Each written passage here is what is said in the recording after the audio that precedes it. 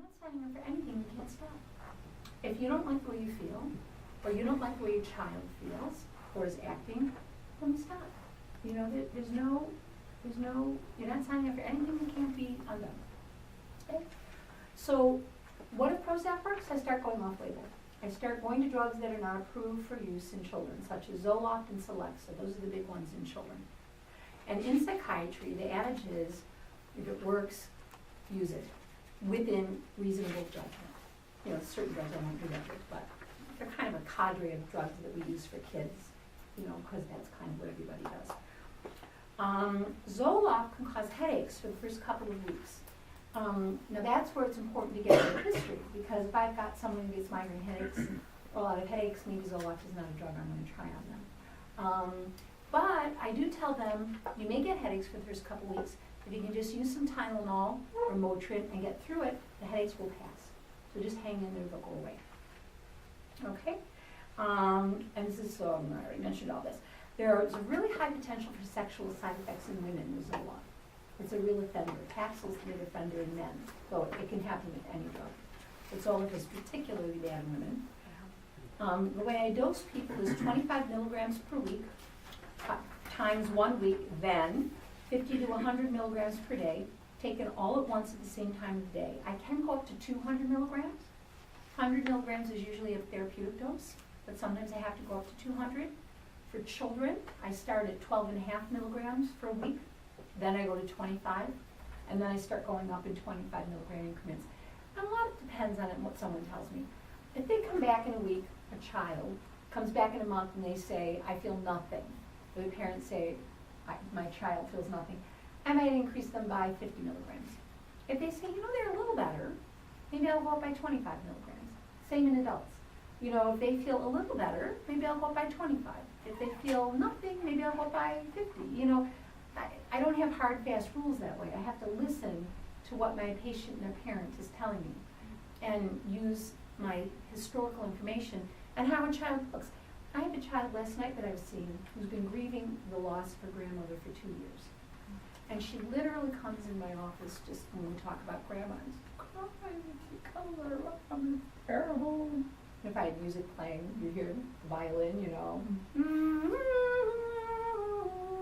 And I don't mean to make fun, but very dramatic. And yesterday she came in, and the first thing she did was tell me a joke. And then she took out the dollhouse, and she started playing with my dollhouse, and all the characters in my dollhouse. And she was sitting on the floor going, and I said, wow, Leah looks better. And I finally hit a combination. I started her on Prozac, and I decided to add an Afrinil, a tricyclic, which we haven't talked about, just because I tried other tricyclics, SSRIs that weren't working, and I started going down on the Prozac and up on the Afrinil, and what happened? Finally hit my sweet spot. You know, I could see it in her behavior. Her mother said, yeah, something happened in the last month. You know, where she was finally able to let everything go. And so that's a really good example of just going up and down and finding what the sweet spot was. Citalopram is Celexa. Nothing special about Zoloft. You can take it with food, without food. You can all break what you want. Celexa, the dose is 20 to 40 milligrams per day. All right? And these are the common SSRI used in children and teens. Now let's go to all kinds of others. My cold, excuse me.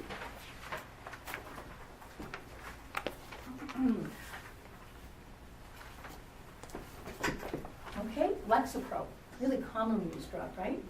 It's now generic, escitalopram. Celexa citalopram. Okay, and Lexapro works a little more quickly than other SSRIs. Remember I told you have to wait, 3, 4, 5 weeks for meds to work? Lexapro can be working in 2 weeks. So I can give 10 milligrams, and 2 weeks later I can go up to the maximum dose of 20 milligrams. So it's a very attractive drug to use in adults, especially if they're extremely depressed, because I can get it working very, very quickly. Okay, until very recently I couldn't do that insurance-wise, but I can now because it's gone generic. Dose is 10 milligrams a day to start, taken all at once, same time of day. Then after 2 weeks I can increase to either 15 milligrams because I can break it in half. You can break Prozac, but you can break Lexapro, and then I can reach maximum dose in 2 weeks. Now, by the way, You can't just go tell people to break their pill, because some pills deactivate. For example, Intuniv. Okay, if you break Intuniv, it's a pill we're going to talk about for management of anger outbursts. It deactivates. It just does. You break Risperdal. You can't break the Apolline. It's a pill for asthma. Once you break it, the whole thing just deactivates. So you have to be very careful. Your general rule is if a pill is not scored, you shouldn't break it. Now, Lexapro is not scored. They can be broken. So it doesn't come in 15 milligrams. I have to have a patient take 1.5 milligrams. It's a very small pill, so you have to buy a pill splitter. And when you tell people, if a parent says, well, I break it, but it crumbles, tell them to do it really quickly. You know, really bang the pill splitter quickly, and then it won't crush. And by the way, Prozac usually comes in a capsule. I can split the dose on that. So I don't have to go 10, 20, 30. I can go 10, 20, 25. But then I have to make sure I order pills. So if you're talking with the patient, they say, I wish we could have a little bit more, but it's a capsule and we can't break that. You can say, well, you can ask Dr. Luria to order you pills. I just have to ask for that. It doesn't cost anything more. So they're empty pills, empty containers that you pour some of the pill in? No, a pill you can just break in half and it remains intact. But with the one that... Capsules that can be broken, you sprinkle them on something. Oh. Yeah. It's best, you can't do that with anything time release, because now you've lost the time release factor. For example, we're going to talk about Adderall XR.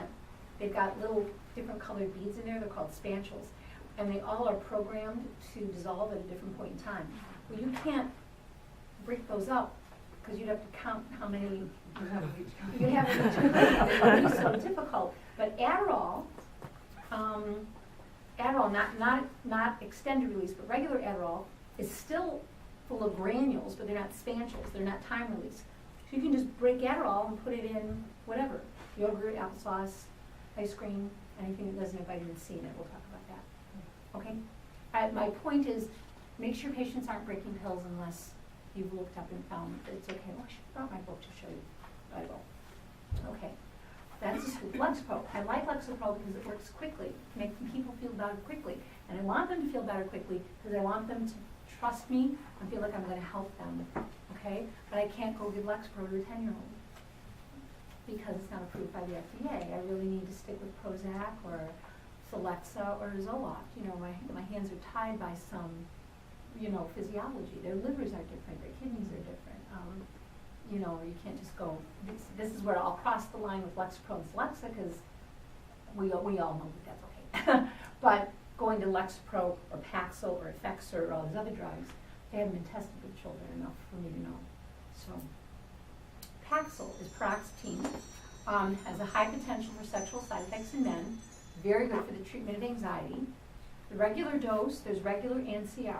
Okay, so there's like Paxil CR controlled release, Adderall XR extended release, Wellbutrin XL extended length. There's Ritalin SR sustained release. There's I have to get all these CR, XR, XLs, you know, in my head. Sometimes I'm impressed with keeping all that I keep all that straight. It's just a matter of using it enough and I finally know it. But why don't they standardize all that? And the answer is I don't know. They should. Yes. We've got about 15 minutes. I just wanted to let you know. Thank you very much. Well, you know what? Anything we don't get to, we'll just pick up next time. But thank you very much. You're the lady with the card, right? Right. The CR, so regular goes from 10 to 60 milligrams per day, taken all at once at the same time per day. The CR goes from 12.5 to 7.5, taken all at once at the same time a day. I tend to try to go for CR because it lasts longer. You know, instead of getting it going for just 8 hours and then having it disappear, the CR lasts more like for 18 hours, at least works the entire time you're awake. So I always try to go for CR. Effexor is venlafaxine, and it's a really interesting drug. It reinvents itself as the dose increases. At low doses, it only increases serotonin levels. As you start giving a higher dose, it starts adding norepinephrine. And norepinephrine is really good for motivation. Okay, norepinephrine gets you motivated. This is part of how I'm going to choose which stimulant I'm going to use when we talk about that. And when we get to a really high dose, it also grabs dopamine, which gives you spark. I use stimulants a lot, which are sparky, for elderly people who are depressed, because they really, as you know, act almost demented when they're depressed. They need not only SSRIs, but so Effexor's kind of cool because it gets norepinephrine and dopamine. However, epinephrine and dopamine also cause anxiety. So if I've got someone who's anxious, I'm not going to give them Effexor because I know that as I start going up on the dose, I may start making them anxious. All right, I've got the dosage there for you. I don't have to explain all that, right? I've got it down, can be taken with or without food, whatever. Trazodone is an antidepressant. We don't use it anymore because it makes people sleepy. However, what we've done is we've gone and used it at a low dose as a sleep medication. It's really old and it's dirt cheap. It's like $3.50 a month. And it can really be used as a sleep medication. You tell people to take it 45 minutes before sleep because it takes a little while to get working. Unlike Ambien, where you get in your jammies, your teeth are brushed, you get in bed, you pull up the covers, you take your Ambien, and you go to sleep because it works in 15 minutes, right? Trazodone takes a little time. 50 to 300 milligrams, I never, ever go over 150 milligrams. And that's because then it's making you sleepy throughout their waking hours. So I've got here what's normal, but not what I use. And it's used only really now as a sleep medication. 50 to 150 milligrams at bedtime. Vibrid is a relatively new drug, villadosone, and this is a cool drug. Remember I told you there are receptors? Well, there are receptors in the receptors of the receptors, okay? And Vibrid doesn't just bind 5-HT receptors, it binds 5-HTA receptors, which do not cause sexual side effects, which is awesome, except it's only sold by brand name right now. So I can't use it a lot because it's expensive. In those patients I've used it at, I noticed that they all complain that it makes them very gassy and bloated. I tell a lot of them to take Gas-X with it, or Milacon, some drug that will help with gas. It's always interesting to me how many people say, well, I don't want to take a drug, but they'll put up with their depression. Sometimes I want to go, just the drug's helping you. Just go take something for the gas. But it is really associated with gassiness and feeling bloated. The company is being very generous right now because they want their drug to get out there. And my drug rep will actually sample me 50% of a patient's medication right now. I'm sure that will stop once the next drug that the company has comes on the market. But right now I can get a lot of Vibrid for people. And you go up very quickly. It has to be taken with a meal, and that doesn't mean a cracker. It has to be taken with half a sandwich, some toast and jelly, glass of milk. It has to be taken with some food or it'll be very upsetting for the stomach. And you take it at 10 milligrams per week, then 20 milligrams per week. Now the company says to jump to 40. I have had no one feel good on 40 milligrams. They all say I don't like the way I feel.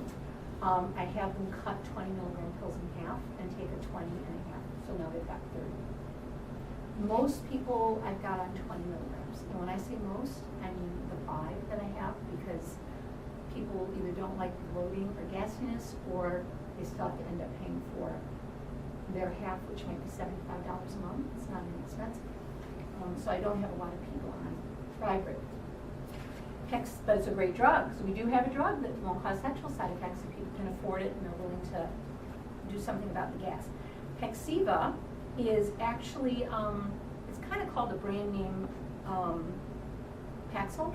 They kind of took exactly the same molecule and they just put a brand name on it. So just go look at Paxil and it does the same. It does have a subtly different effect. It's biochemically ever so subtly different, but it's really just kind of another name for Paxil. Betsema is another new drug. I've yet to use it, so I have no clinical experience with it whatsoever. I got the dose for you. Take it all at once, one time a day. I can't give you any feedback. Prestige is a good drug. It comes in 100 milligrams. But no benefit has been demonstrated if given in greater than 50 milligram doses. And that bears out. I've used that quite a bit. And I find that if I give 75 or 100 milligrams, it doesn't make people better, so I just stay at 50. So these are all just the whole pile of drugs. And where you start might depend on family genetics, what someone took before and didn't do well on, what something calls to you, ooh, this patient's really a mess, I want some Lexapro, whether they're a child versus a teen. I'm going to avoid Effexor if there's any anxiety involved, you know, kind of how you can make your choice. Sometimes I give them what I've got in my sample closet. You know, that's not a ridiculous way to make a choice. Because sometimes people will start a drug if you give them a handful of it. And there was some research that suggested that patients will be more compliant if they actually pay for something, they've invested in it. But there's a much larger body of research that says, let's start it if you hand it to them. You know, because now they have it and they start it and they actually try it and they find out they didn't die, they didn't wake up. You know, it's okay. They can actually take it and be okay.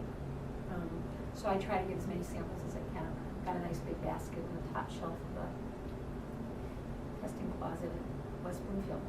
Okay, so now let's talk about selective serotonin and norepinephrine reuptake inhibitors.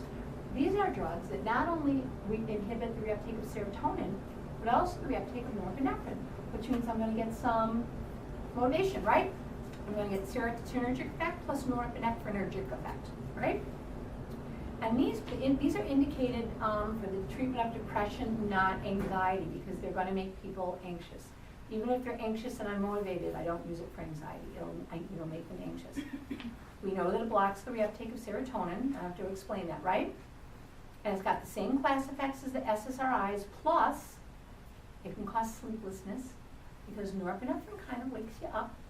I have some chronic back pain, and I just went to a back clinic, and they gave me a new narcotic that's got some norepinephrine in it. And I want to try it on the day where I don't have to drive, just in case. But the idea is that you can actually get pain relief and not feel drowsy from the drug. So I'm kind of looking forward to trying this and seeing what happens. I can't take any medication during my day because I'm running prescriptions, right? So that's off my list. But it'd be nice if I could have a weekend where maybe I could use something that didn't drug me out.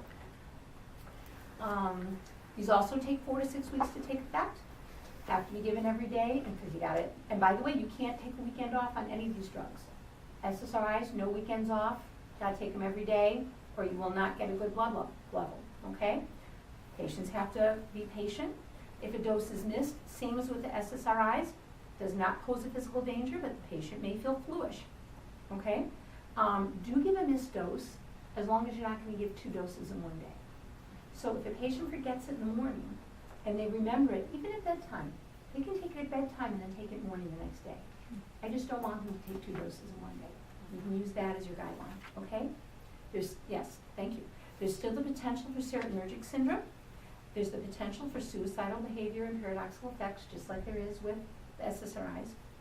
And here we go with some typical ones. And we're not going to get through these all. Should I just stop now? It's up to you. We have 5 minutes, so. Why don't I stop now and take questions? That's a good stopping place. Any questions? I have a question. Yes. So with Effexor, if there's some kind of, is there like flashes or some kind of like electrical that people report sometimes, like almost like, I don't know, I want to say like it's something with synapses, but maybe I don't know. Have you had someone report this to you? I have read about the side effects and online, and I've heard some of that. And clients have said that before when they looked it up. They're like, oh, well, they have these like almost like night terrors. No, it's more like brain zaps. Brain zaps. They say they get brain zaps. So what is that? Well, that's the norepinephrine and the dopamine. It's juicing up the brain, Okay. and so you can get little brain zaps with any drug. So what does that feel like for them? Like, what would that? How could you describe that? Well, never having had it, I couldn't say. Right. No. But I know patients say it feels like an electrical zap. They say it's scary. They say it's scary. They don't Yeah. like it. Okay. Yeah, they don't like it. It's not a pleasant zap. Right. And don't forget, patients are very sensitized to meds. It's very interesting to me, whenever a patient's on a psychotropic med and they have any symptom at all, they assume it's their meds. I had a young lady last week who has such terrible trichotillomania that she finally shaved her head because just nothing helped, and she thought maybe that would finally do it for her. She's still feeling the compulsion to pull. Of course she can't, but she went. That took a lot of bravery. I started her on some anaphranil, and she started getting nauseous, and she had some other symptom, and her mom took her to the ER. And when she got to the ER, her heart rate went up to 130, because now she's freaking out, because she was in the ER.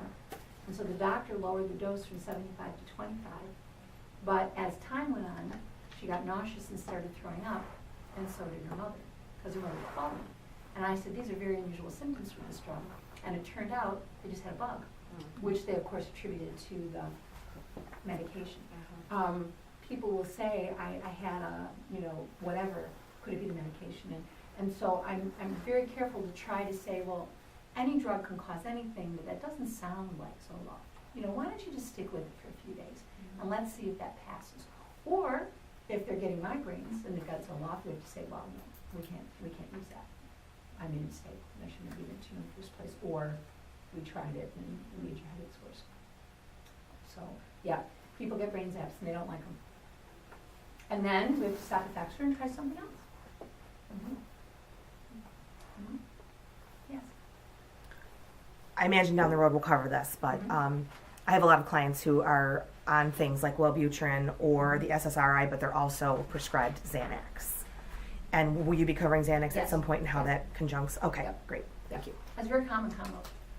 Yeah, an SSRI, Wellbutrin, benzodiazepine. You see that done all the time. Okay, thank you. And that's okay. Good. That's okay. Yeah. All right? Yes. Awesome. Any sexual side effects for trazodone? Yes. It's an SSRI.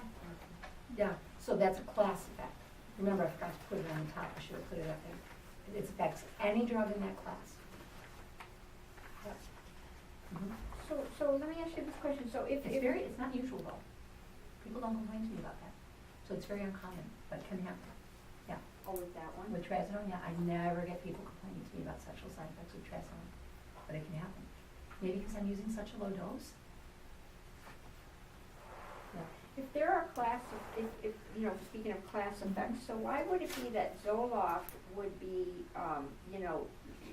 not with clients that have a history of headaches, but yet Lexapro? Because Zoloft is just biochemically different. Okay. There's something biochemical about Zoloft that triggers headaches. Okay. Because remember, this is all about chemistry and how it affects your brain. And notice, none of the drugs we talked about so far are dosed by weight. It's all about what your brain metabolism is. And a lot of parents will come to me and say, well, Susie, was only 10 when we started this drug, and now she's 18 and she weighs a lot more. And I always tell them it's all about brain metabolism. It's not about weight. Yeah.